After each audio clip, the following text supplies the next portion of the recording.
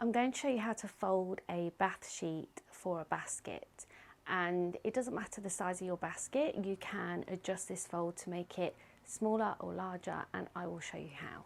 So to start with, you're going to fold your bath sheet in half.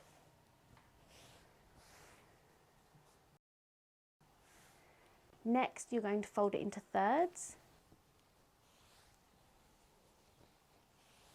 The length of this fold here should be the same as your basket, that way you know it's going to fit.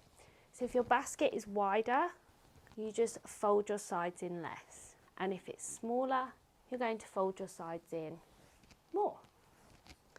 Next, you're going to fold into thirds again, and we're going to end this fold with a tuck. Take your detailed edge first if you have one on your towel, because this will then show. And then just tuck that in and straighten it out.